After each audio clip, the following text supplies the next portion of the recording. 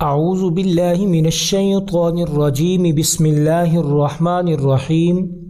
اللہ تعالیٰ کے نام سے شروع کرتا ہوں جو بڑا مہربان نہایت رحم والا ہے۔ اللہ پاک سے دعا ہے کہ اللہ پاک آپ کی تمام جائز خواہشات کو پورا فرمائے، آمین۔ تمام ناظرین کو حکایات الاسلام چینل میں دل کی گہرائیوں سے خوش آمدید۔ سن 10 نبوی میں 27ویں رجب کو اللہ تبارک و تعالی کی جانب سے خاص اور منفرد سفر کی دعوت پر حضور اکرم خاتم النبیین صلی اللہ علیہ وسلم کو مسجد حرام یعنی مکہ مکرمہ کعبۃ اللہ شریف سے لے جایا گیا۔ اس سفر کی پہلی منزل مسجد اقصی رہی، پھر 7 آسمانوں کی سیر، عالم برزخ کا مشاہدہ، عالم حشر کے سماع کا نظارہ کراتے ہوئے خالق کائنات سے بلا فصل ملاقات کا شرف حاصل ہوا۔ اس واقعہ معراج کے فوراً بلا تردد و تصدیق پر نبی اکرم خاتم النبیین صلی اللہ علیہ وسلم کے یار غار خلیفہ اول حضرت سیدنا ابوبکر صدیق رضی اللہ تعالیٰ عنہ کو صدیق کا لقب عطا ہوا۔ روئے زمین پر مسجد حرام یعنی خانہ کعبہ کے بعد یہ دوسری قدیم ترین مسجد ہے جہاں آج بھی الحمدللہ 5 وقت کی نماز بجماعت کے علاوہ جمعہ، عیدین اور تراویح، تہجد، اعتکاف اور درس و تدریس کا اہتمام ہے، اور مسجد نبوی کے بعد تیسرا مقدس ترین مقام ہے۔ فلسطین کی پاک سرزمین انبیاء کرام علیہم الصلاۃ والسلام کا مسکن رہا ہے، اسی وجہ سے اسے سرزمین انبیاء بھی کہا جاتا ہے۔ اس کے چپے چپے پر انبیاء کرام علیہم الصلاۃ والسلام کے نشانات موجود ہیں۔ گزشتہ قوموں کے آثار یہاں جا بجا بکھرے ہوئے ہیں۔ اس خطے کے کھنڈرات، یہاں کی اجڑی ہوئی بستیاں، وادیاں، پہاڑ اور دریا، غرض ہر شے اپنی دامن میں ایک مکمل تاریخ چھپائے ہوئے ہے۔ اس ارض مقدس کا مشہور اور قدیم شہر بیت المقدس ہے، اس کو القدس بھی کہتے ہیں۔ اس شہر القدس میں ایک تاریخی عمارت ہے جو صدیوں سے مختلف قوموں کا قبلہ چلی آتی ہے۔ یہ مسجد اقصی اور حرم شریف کے ناموں سے بھی مشہور ہے، اور مسجد صخرہ یعنی سنہری گنبد والی مسجد بھی ہے۔ یہ شہر 2 حصوں میں منقسم ہے، ایک پرانا شہر ہے، دوسرا نیا شہر ہے۔ پرانے شہر کے چاروں اطراف اونچی دیواروں کا احاطہ ہے، اور اسی شہر میں تمام مقدس مقامات پائے جاتے ہیں۔ مسجد اقصی کے اطراف 1600 میٹر لمبی پتھر کی دیوار ہے، اس کے اندر 9 دروازے ہیں جو باب رحمت، باب حطہ، باب فیصل، باب غواغہ، باب ناظر، باب حدید، باب سلسلہ، باب مغاربہ کے نام سے موسوم ہیں۔ گنبد صخرہ مشہور ماہر آثار قدیمہ دان برجیم کہتا ہے کہ سادہ انداز کی نہایت متوازن عمارت بلا شبہ اسلامی تعمیرات کا قابل فخر سرمایہ ہے۔ اس کی تعمیر 5ویں اموی خلیفہ عبد الملک بن مروان نے سن 688 عیسوی میں شروع کروائی، جو 4 برس بعد سن 72 ہجری بمطابق سن 691 عیسوی میں پایہ تکمیل کو پہنچی۔ گنبد صخرہ کو مسجد صخرہ بھی کہا جاتا ہے۔ حرم قدسی کی زمین سے 30 میٹر بلند ہے۔ یہ شہر کی سب سے بڑی نشانی ہے۔ یہ 2 منزلہ عمارت ہے جو 8 کونوں والی ہے۔ ایک گوشے سے دوسرے گوشے کی دوری 20 میٹر اور اونچائی 15 میٹر ہے۔ نچلی منزل کے دیوار پر نہایت حسین سفید مرمر لگا ہوا ہے، جس پر فیروزے رنگ کی ٹائلز بھی ہیں، اور اس کے اندر سفید رنگ میں سورہ یاسین تحریر ہے۔ ان 8 گوشوں میں رنگین شیشے کی کھڑکیاں ہیں جن کی تعداد 56 ہے۔ اسی صخرہ کے نیچے غار انبیاء علیہم الصلاۃ والسلام ہے، جہاں پہنچنے کے لیے 11 سیڑھیاں ہیں۔ مسجد کے اندر 2 پٹ والے 4 دروازے ہیں، ان کے اندر سنگ مرمر سے بنے 16 ستون ہیں۔ مسجد اقصی کی تعمیر حضرت عمر فاروق رضی اللہ تعالی عنہ نے سن 14 ہجری بمطابق سن 636 عیسوی میں اپنے دور خلافت میں فتح کے بعد یہاں تشریف لائے اور حضور اکرم خاتم النبیین صلی اللہ علیہ وسلم کے سفر معراج کی منزل تلاش کی اور اپنے مبارک ہاتھوں سے اس جگہ کو صاف کیا اور وہاں مسجد کی تعمیر کا حکم دیا اور وہاں حضرت بلال رضی اللہ تعالیٰ عنہ کو اذان کا حکم دیا۔ پھر حضرت عمر فاروق رضی اللہ تعالیٰ عنہ نے نماز پڑھی۔ یہاں سادہ مستطیل لکڑی کی مسجد تعمیر ہوئی۔ مسجد صخرہ یعنی گنبد صخرہ کی تعمیر کے بعد سن 72 ہجری بمطابق سن 691 عیسوی میں اموی خلیفہ عبد الملک بن مروان نے دوبارہ اس کی تعمیر کا آغاز کیا اور تکمیل ان کے فرزند ولید بن عبد الملک کے دور میں ہوئی، جس پر ولید کے دور حکمرانی کے 7 سال کے محاصل یعنی ٹیکس کی خطیر رقم اس تعمیر پر صرف ہوئی۔ مسجد اقصی کی لمبائی 80 میٹر اور چوڑائی 55 میٹر ہے اور 23 مرمری اونچے ستونوں اور 49 چوکور چھوٹے ستونوں پر کھڑی یہ عمارت 705 عیسوی میں مکمل ہوئی۔ دروازوں پر سونے اور چاندی کی چادریں چڑھی ہوئی تھیں۔ مسجد کے 11 گیٹ ہیں، جن میں سے 7 شمال میں ہیں۔ 5 بار اس کی تعمیر ہوئی۔ موجودہ تعمیر سن 1035 عیسوی کی ہے۔ یروشلم شہر کی یہ سب سے بڑی مسجد ہے، جس میں بیک وقت 50,000 مسلمان نماز پڑھ سکتے ہیں۔ 15 جولائی سن 1099 عیسوی کو بیت المقدس پر عیسائی حملہ آوروں کا قبضہ ہوا۔ ہزارہ مسلمان مردوں، عورتوں اور بچوں کا قتل عام کیا گیا اور مسجد کو گرجا میں تبدیل کر دیا گیا۔ بعد میں اس کے کئی حصوں کو رہائش گاہوں کے طور پر استعمال کیا گیا۔ 12 اکتوبر سن 1187 عیسوی کو وہ عظیم الشان موقع آیا جب مسجد اقصی عیسائی قابضین سے واپس مل گئی۔ یہ عظیم کامیابی بطل جلیل سلطان صلاح الدین ایوبی کے شہر فتح کرنے پر حاصل ہوئی۔ سلطان صلاح الدین ایوبی نے عمارات اور مسجد میں تبدیلیوں کو ختم کیا۔ پھر مسجد اقصی اصلی حالت پر لائی گئی۔ مسلمانوں نے مسلسل 1 ہفتے تک پانی اور عرق گلاب سے غسل دیا۔ عظیم الشان نادر منبر سلطان صلاح الدین ایوبی غازی نے حلب میں تیار کرا کے مسجد نصب کیا۔ جب ایک آسٹریلوی یہودی سیاح مائیکل روہن نے اسرائیلی حکومت کی ایما پر مسجد اقصی میں آگ لگا دی، تقریباً 4 گھنٹے تک یہ آگ بھڑکتی رہی، جس سے جنوب مشرقی سمت کی چھت شہید ہو گئی اور سلطان کا وہ نادر یادگار منبر جل کر راکھ ہو گیا۔ سیاہ روہن کو گرفتار کر کے معمولی سزا سنائی گئی۔ مسلم قبرستان مسجد صخرہ اور مسجد اقصی کے قریب قبرستان ہے، جس کی بڑی اہمیت ہے۔ مدینہ منورہ کے بعد یہاں دفن کیے جانے کو ترجیح دیا گیا ہے۔ اس قبرستان کے دروازوں کو متنازع کہہ کر بند کر دیا گیا۔ یہودیوں کا عقیدہ ہے کہ انہی دروازوں سے مسیح علیہ السلام یروشلم میں داخل ہوں گے۔ جبل زیتون یہودیوں کا عقیدہ ہے کہ اللہ تعالی آخرت میں یہاں دفن ہونے والوں کو بخش دے گا، اس لیے بھی یہ قبرستان ان کے لیے مقدس ہے۔ اسی قبرستان کے قریب یروشلم میں حضرت عیسیٰ علیہ السلام نے قیام کیا تھا۔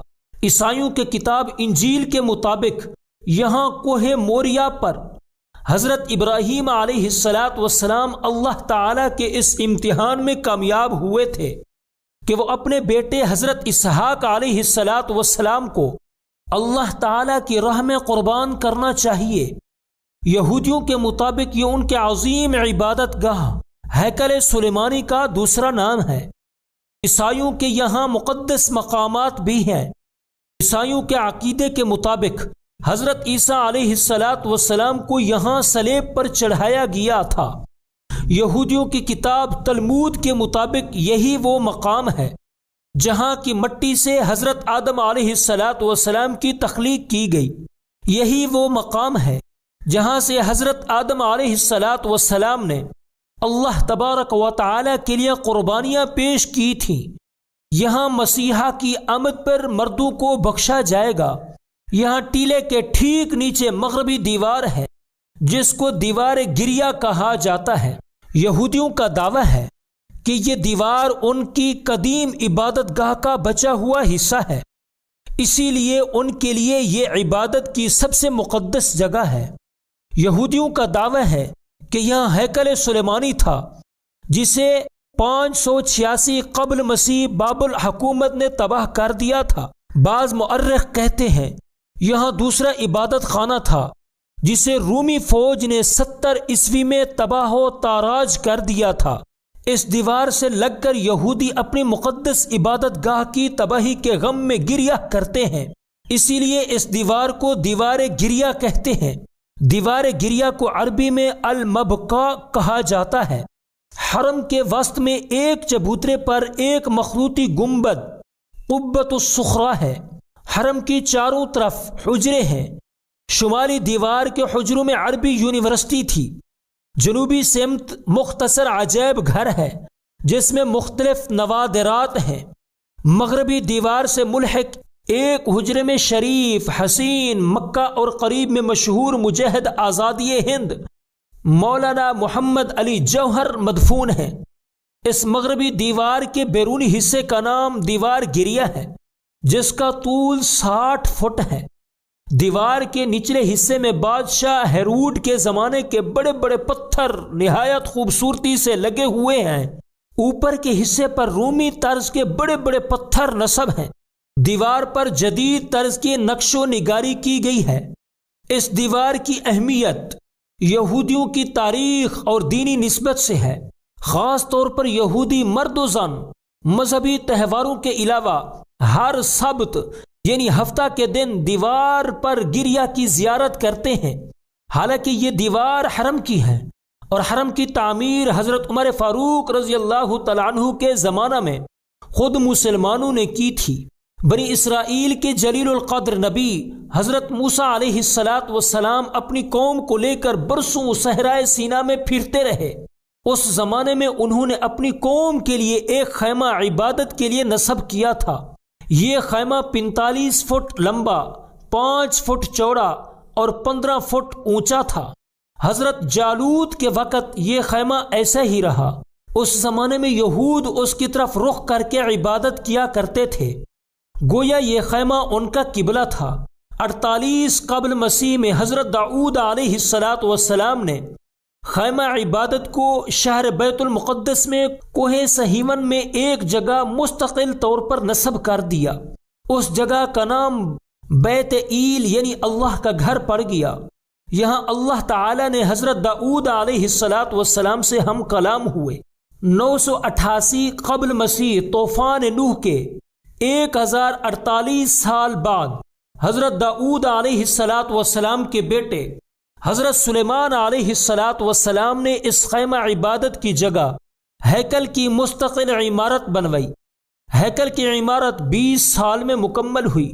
حضرت سلیمان علیہ السلام کے 415 سال بعد 500 سال قبل مسیح کا واقعہ ہے۔ بابل کے بادشاہ بخت نصر نے بیت المقدس پر حملہ کیا، شہر کی اینٹ سے اینٹ بجا دی، تبرکات کو لوٹ لیا اور کتاب مقدس کو نذر آتش کر دیا، ہیکل کو جلا کر راکھ کا ڈھیر کر دیا۔ بخت نصر کے حملے کے بعد حضرت موسیٰ علیہ السلام کی یادگار، حضرت داؤد علیہ السلام کی نشانی، حضرت سلیمان علیہ السلام کی تعمیر کردہ عمارت صفحہ ہستی سے یکسر نابود ہو گئی۔ 70 سال بعد ذوالقرنین معاعرس اعظم شاہ ایران بابل پر فتح یاب ہوا۔ اس کی فتح مندی سے یہودیوں کو آزادی نصیب ہوئی اور ہیکل کی عمارت از سر نو تعمیر ہوئی۔ 98 سال بعد ایک بار پھر اس گھر پر تباہی چھائی۔ انطاکیہ کے یونانی بادشاہ اینوٹینس نے شہر پر قبضہ کر لیا اور ہیکل کو بت کدے میں تبدیل کر دیا۔ اس وقت کتاب مقدس کا واحد نسخہ بھی نذر آتش ہو گیا۔ اب یہودی لاوارث دین اور دنیا دونوں سے محروم ہو گئے۔ حضرت عیسیٰ علیہ السلام دنیا میں تشریف لائے۔ بیت المقدس سے 4 میل کے فاصلے پر قصبہ ناصریہ میں پیدائش ہوئی۔ شہر اور اطراف کے علاقے کو اپنی تبلیغ کا مرکز بنایا۔ یوں یہاں دوبارہ رونق آئی۔ یہ خوش آئند بات بھی بہت جلد ختم ہو گئی۔ سن 70 عیسوی میں رومی سپہ سالار تیتوس نے بیت المقدس پر ایک شدید حملہ کر کے ہیکل کو مسمار کر دیا اور قتل عام کر دیا۔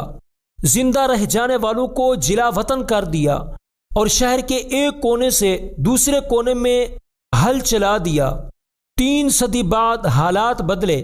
سن 312 عیسوی شہنشاہ روم قسطنطین اعظم نے عیسائی مذہب قبول کیا۔ اس سے بنی اسرائیل کو کچھ قوت ملی، لیکن یہ دور بھی تا دیر قائم نہ رہا۔ 300 سال بعد رومۃ الکبریٰ کی سطوطت پھر پارا پارا ہو گئی۔ ارض مقدس پر شہنشاہ ایران کا قبضہ ہو گیا۔ 7ویں صدی عیسوی میں ظہور الاسلام ہوا۔ حضرت عمر فاروق رضی اللہ تعالیٰ عنہ کے دور خلافت سن 14 ہجری سن 636 عیسوی میں جنگ کے بغیر بیت المقدس مسلمانوں کے قبضہ میں آ گیا۔ حرم اسلامی دور میں ہجرت کے 15ویں سال ہیکل کی آخری تباہی کے 569 سال بعد سن 636 عیسوی میں دنیا کی بے مثال فتح کے ذریعے مسلمانوں کے قبضے میں آیا اور بیت المقدس کا مجاور شہر کی چابیاں خود امیر المؤمنین کو پیش کرنے لگا۔ اور جب نماز کا وقت آیا، حضرت عمر فاروق رضی اللہ تعالیٰ عنہ نے نماز ادا کرنے کے لیے جگہ دریافت کی۔ پادریوں نے ہیکل کی اجڑی ہوئی جگہ کا نشان بتایا جہاں کھنڈر کے سوا کچھ نہ تھا۔ حضرت عمر فاروق رضی اللہ تعالیٰ عنہ نے وہاں نماز ادا کی۔ اسی جگہ حرم کے 1500 فٹ لمبے اور 1000 فٹ چوڑے احاطے کا سنگ بنیاد رکھا۔ اس کے اندر زیتون کے درخت لگائے۔ ایک حصے پر چھت ڈالی گئی۔ یہ جگہ نماز کے لیے مخصوص ہو گئی۔ یہ مسجد سیدنا حضرت عمر فاروق رضی اللہ تعالیٰ عنہ کہلائی۔ 1350 سال سے مسجد عمر، حرم اور اس کی تمام متعلقہ عمارات مسلمانوں کے قبضے میں چلی آ رہی ہیں۔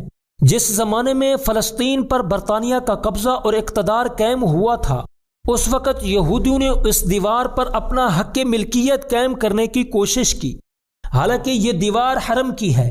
سن 1929 عیسوی میں یہودیوں نے اقوام متحدہ میں دیوار گریا پر اپنی ملکیت کا دعویٰ کیا۔ عالمی ادارے نے ایک کمیشن قائم کیا۔ فریقین نے کمیشن کے سامنے اپنے دلائل اور شواہد پیش کیے، جس نے مکمل چھان بین کے بعد یہ فیصلہ دیا کہ قانونی اور تاریخی اعتبار سے دیوار گریا حرم کا ایک حصہ ہے جس پر مسلمانوں کا قبضہ ہے اور ان کے مالکان حقوق بالکل درست ہیں۔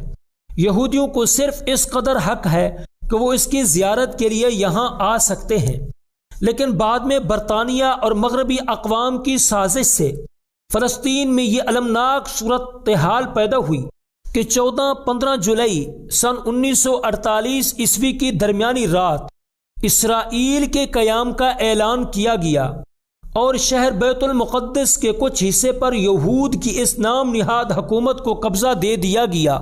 یہ دنیا کی تاریخ کی سب سے بڑی سازش ہے اور ایسی سازشوں کا سلسلہ امت مسلمہ کے خلاف جاری ہے۔ اللہ تعالی حفاظت فرمائے۔ یہود کی تمام شرارتوں اور سازشوں کے باوجود انتہائی رواداری کے جھوٹے ثبوت دیے جاتے رہے، حتیٰ کہ سن 1948 عیسوی کی جنگ کے دوران بھی دیوار گریا کی زیارت کے لیے زائرین کی خاطر عارضی جنگ بندی اور مکمل حفاظتی پہرے کے ساتھ یہود کے لیے وہاں زیارت و عبادات کے انتظامات کیے گئے۔ ہزاروں برس تک یہودی اللہ تبارک و تعالی کے قہر و غضب کا نشانہ بنتے رہے۔ ہر قوم انہیں ٹھوکریں مارتی رہی۔ جس ملک میں رہنے گئے وہاں سے ذلیل و خوار کر کے نکالے گئے، پھر بھی مسلمان رواداری کا ثبوت دیتے رہے۔ مسلمان باوجود اقتدار کے دیوار گریا کی زیارت کی اجازت دیتے رہے، لیکن پھر ایک دن اچانک چاند سر پھرے دہشت گرد یہودیوں نے حرم شریف یعنی بیت المقدس پر زبردستی قبضے کی کوشش کی، تاہم بفضل اللہ تعالی یہود اس ناپاک سازش میں ناکام رہے۔ ان کی ہمیشہ یہ کوشش رہتی ہے کہ حرم شریف کو نیست و نابود کر کے دیوار گریا اور ہیکل سلیمانی کا احیاء کیا جائے۔ فیصلہ کون جنگ کی تیاریوں کے غرض سے شاید یہ منصوبہ اپنایا جا رہا ہے، مسلمانوں کے قبلہ اول کو نشانہ بنا کر سارے عالم اسلام کو برباد کر دیا جائے۔ اس کے لیے ساری دنیا کے ذہنوں سے مسجد اقصی کے خاکے کو مٹایا جا رہا ہے۔ غور فرمائیے، گنبد صخرہ یعنی زرد گنبد کو ہی مسجد اقصی کے طور پر پیش کیا جا رہا ہے، اور مسلمانوں کی اچھی خاصی تعداد سنہرے گنبد والی مسجد کو ہی مسجد اقصی سمجھ رہی ہے۔ یہودی سازش کا پہلو یہ ہے کہ جب یہودی اصل مسجد اقصی کو شہید کر دیں گے تو عالم اسلام کا شدید رد عمل ناقابل برداشت رہے گا، اور تمام اختلافات ختم کر کے عالم اسلام ایک ہو جائے گا۔ مسجد اقصی کا نام لیا جائے گا اور سنہرے گنبد کو دکھایا جاتا رہے گا۔ عیسائیت اور یہودیت کے عظیم اور ناپاک اتحاد نے آخری اور فیصلہ کن جنگ کا آغاز کر دیا ہے۔ یہ حالات اس امت کے لیے کچھ نئے نہیں ہیں، قرب قیامت میں پیش آنے والے حالات پہلے ہی بتائے جا چکے ہیں۔ اس وقت کا المیہ یہ ہے کہ اب تنہا امت کو ان حالات کا مقابلہ کرنا پڑ رہا ہے۔ ماضی میں کٹھن حالات کا مقابلہ دینی حمیت رکھنے والوں کے ساتھ کچھ خاص یعنی حکمراں بھی شامل رہے تھے۔ یہ ستم ظریفی بھی ملاحظہ ہو۔ سن 14 مئی 2007 عیسوی کے اسرائیلی روزنامے کے اطلاع کے مطابق مسجد اقصی کے صحن میں یہودیوں کا داخلہ ان کے مذہب کی روح سے حرام تھا، کیونکہ قدس الاقداس کی جگہ کون سی ہے معلوم نہیں تھا۔ داخلے سے یہ خطرہ ہے کہ پاؤں اس جگہ پڑ جائیں گے اور وہ مقام روندا جائے گا، جس کی وجہ سے بے حرمتی ہوگی، اور یہ حرام ہے۔ لیکن اب اس حرمت کو جواز میں تبدیل کرنے کے لیے فتویٰ حاصل کیا گیا۔ اس سلسلے کی خطرناک سازش مقدس ہاؤس کے نام سے جانی جاتی ہے۔ اس منصوبے کے تحت نام نہاد مذہبی مقدس مقامات، قدیم شہر، وادیاں قدرون اور جبل زیتون کے علاقے میں 22.5 کلومیٹر کے رقبے میں یہودی رنگ چڑھایا جائے اور اسلامی آثار مٹائے جائیں۔ عالم اسلام کے انتشار کا شکار ہونے کے باوجود فلسطینی آج بھی نہت مزاحمت کر رہے ہیں اور اسرائیلی درندگی کا ڈٹ کر سامنا کر رہے ہیں۔ ایسی صورتحال میں ہماری ذمہ داری ہے ہم معصوم و مظلوم فلسطینیوں کی کھل کر تائید کریں اور انہیں ان کا حق دلائیں۔ ساتھ ہی انسانیت کا مظاہرہ کرتے ہوئے ہمیں انہیں دوا اور غذا سمیت ہر ممکن مدد بھی فراہم کرنی چاہیے۔ تو امید کی جاتی ہے آپ کو یہ ویڈیو اچھی بھی لگی ہوگی اور پسند بھی آئی ہوگی۔ اگر اچھی لگی ہے، پسند آئی ہے، تو اس ویڈیو کو لائک کر کے اچھا سا کومنٹ کر کے ہمارا حوصلہ افزائی ضرور فرما دیں۔ چینل پر نئے ہیں تو چینل کو سبسکرائب کر کے بیل گھنٹی کو ضرور دبا دیں تاکہ اس طرح کی مزید آنے والی ویڈیوز آپ تک بآسانی پہنچتے رہیں۔ تو ناظرین، آج کے لیے اتنے ہی، ملتے ہیں پھر انشاءاللہ تعالی اگلی ایک بہترین ویڈیو کے ساتھ۔ اپنا بہت بہت خیال رکھیے گا اور ہمیں اپنی خصوصی دعاؤں میں یاد رکھیے گا۔ السلام علیکم ورحمۃ اللہ وبرکاتہ۔